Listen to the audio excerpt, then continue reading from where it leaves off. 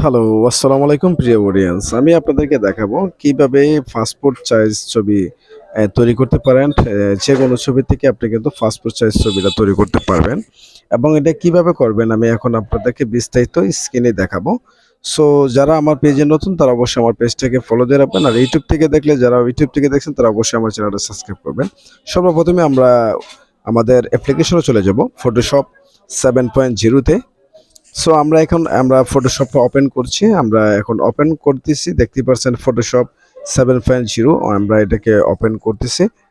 এখন এটা যখন ওপেন করার পরে আমার একটা ইন্টারফেস চলে আসবে। এখন দেখতে পাচ্ছেন এখানে যে একটা ব্ল্যাঙ্ক জায়গাটা আছে, মাউসটা নিয়ে এখানে ডাবল একটা ক্লিক করলেই কিন্তু আমাদের পেজটা চলে আসবে। আমি এখন ডাবল ক্লিক করতেছি, দেখতে পাচ্ছেন আমি ডাবল ক্লিক করার পরে কিন্তু চলে আসছে। দেখতে পাচ্ছেন এখান থেকে ডেস্কটপ সাইজ যেটা আছে আপনি ডেস্কটপে ক্লিক করলে ডেস্কটপ, আর কম্পিউটার করলে কম্পিউটার থেকে যে কোনো ফোল্ডার থেকে নিয়ে আসতে পারবেন আপনার ছবি।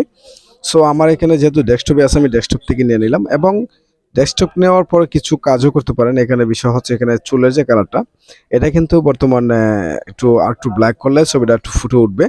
সো এগুলা কিন্তু আপনি এই যে আপনি দেখতে পাচ্ছেন আমি মাউসটা নিয়ে এই কোণার আইকনে দেখতে পাচ্ছেন আমি এখানে ক্লিক করলাম।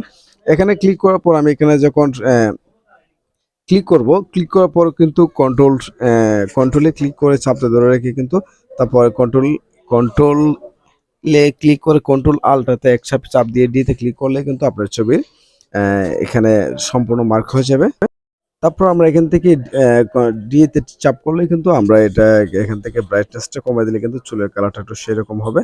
যাক এগুলা কিন্তু বিস্তারিত আপনারা যদি জানতে চান তাহলে অবশ্যই কমেন্ট বক্সে বলবেন। আমি বিস্তারিত A to Z আমি আপনাদেরকে দেখাবো কিভাবে স্ক্রিনটাকে সুন্দর করা যায় এবং প্রফেশনাল ভাবে ফটো এডিট করা যায়। আপনারা কমেন্ট বক্সে বলবেন, আমি অবশ্যই করে দিব। সো এখন হচ্ছে আমরা এখন ক্রপে ক্লিক করব। আমাদের যেহেতু পাসপোর্ট সাইজের প্রয়োজন, সো আমরা এখান থেকে ক্রপে ক্লিক করব। দেখতেই পাচ্ছেন আমি ক্রপ অপশনটা আপনারা একটু ফলো করলেই দেখতে পাবেন। এখানে ক্রপে ক্লিক করার পর দেখতে পাচ্ছেন 40 mm করতে হবে, আর হলে 50 mm দিতে হবে। হাইট হাইলাইটে দিতে হবে, আর রেগুলেশনও 300ই থাকতে হবে, 300। এখন আপনারা এখান থেকে যখন ছবিটা ক্রপ করবেন এখন কিন্তু পারফেক্টলি ভাবে ক্রপ হয়ে যাবে। আপনার যতটুকু ক্রপ নেওয়ার দরকার ততটুকু নিতে হবে। দেখতে পাচ্ছেন আমার কিছু কিছু অংশ উপরে দিয়ে দেখা যাচ্ছে, আমি আবার ক্রপ করছি। ক্রপ করার পর আমি বাকি অংশটুকু কেটে দিব।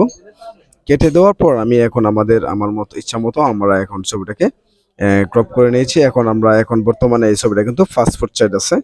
এখন আপনারা যদি চান যে আপনার কন্ট্রোল এন এতে ক্লিক করলে তারপর কিন্তু একটা নতুন একটা ইন্টারফেস চলে আসবে। এখান থেকে A4 সাইজে করে নেবেন।